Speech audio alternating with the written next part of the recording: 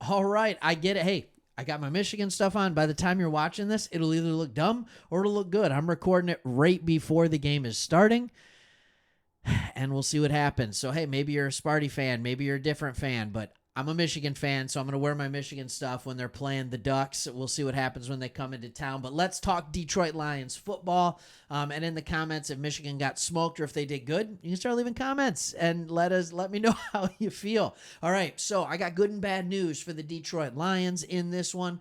A lot of people maybe understood what I was saying in the last video where I talked about a double dose of bad news. I talked about the weather. I talked about injuries. I talked about different things that were happening. So what we're going to do in this video is we are going to talk a little bit more about that weather. But before we do that, we're going to go in and see how healthy is our team going to be and how healthy are the Packers going to be. And I think that's something that is important to take into consideration. I think if you have all things equal, that Detroit is a better team than Green Bay. I don't think that's an argument from anybody around the league. Doesn't mean Green Bay doesn't have the ability to beat us, but we are the better team. Green Bay has a good pass blocking offensive line. We have a phenomenal pass and run blocking offensive line. Green Bay has a good defensive line. We have a very good defensive line when fully healthy. All right, there's no question. They may take the cake in the secondary, but we take the cake at running back. And then wide receivers are just really interesting, and I'd love to hear some arguments on that. But before we get into that, let's actually talk about the injuries. And this is where some of the bad news comes in for us.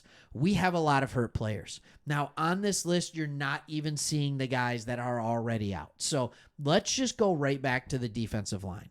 Okay, we already have Davenport who is out. Kaminsky is out for the year. Or Davenport's out for the year. Kaminsky most likely out for the year. Hutchinson is out for the year. So with those three already in mind, when I go on here and I see that Broderick Martin gets in full practices, but he's out for the game, that's kind of a bummer. Because when I think, all right, Broderick Martin, if we can put him in the middle and Reader to an extent, then you might be able to start moving like Onwuzurike to the outside. Maybe McNeil can play a little more 5-tech instead of just the 1 and the 3. But we'll see.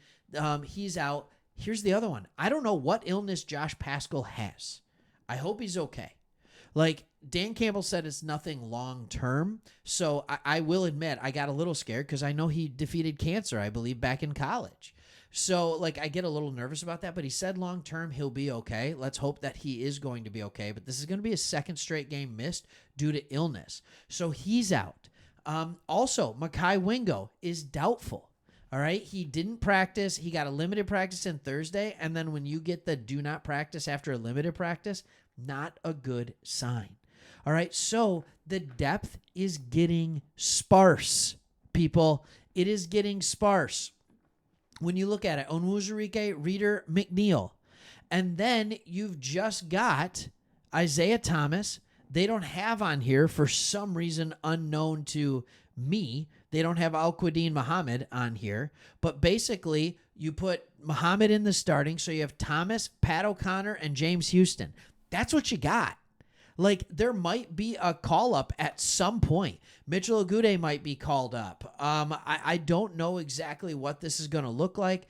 Al-Quadin Muhammad will definitely be called up. Isaac Ukwu, depending on if he is available or not, may be called up. I'm not sure if there's an injury on him. I know he hadn't played great, so he didn't really get a lot of snaps. Thomas and Muhammad took them all. So as you can see, that depth is getting really thin really fast. Here's the good news. As I said, it was bad news for Jared Goff, the weather that is in store. And I will look up the weather for Green Bay. I'll get it out of my phone right now, and I'll look it up as we're talking. But I talked about how the weather was not good news for Jared Goff. However, it might be good news for our defense because we're not getting a ton of we don't have a ton of a pass rush going right now. We really don't. And I think when you add 10 to 20 mile an hour winds, now it's saying 15 to 25 mile an hour winds, plus they're saying a half inch of rain. That's a lot of rain.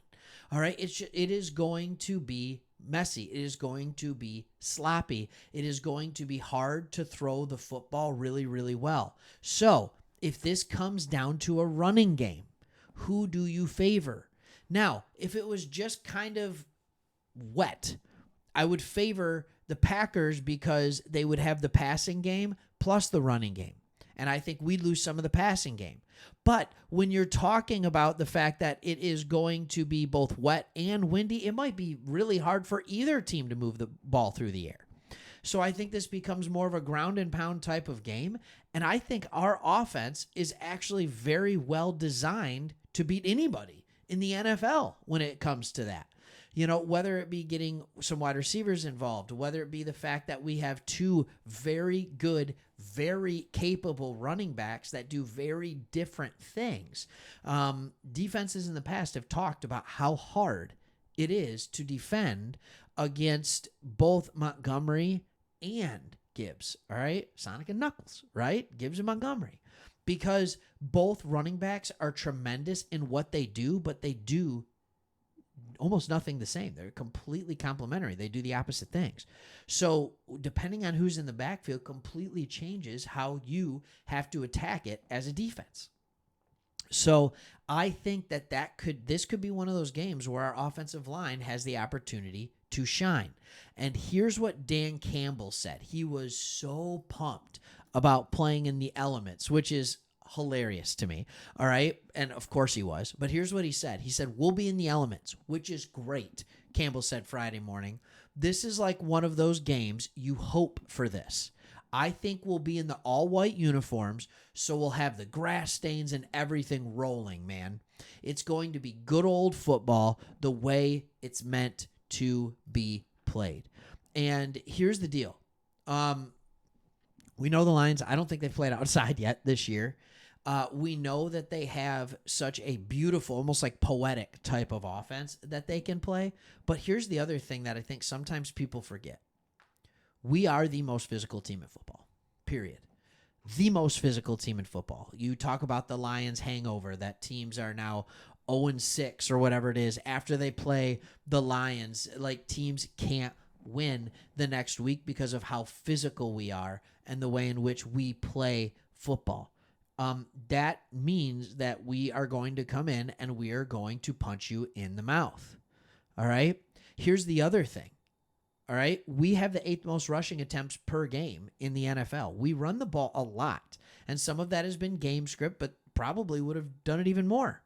Here's the other thing. We are getting turnovers while we're not turning the ball over.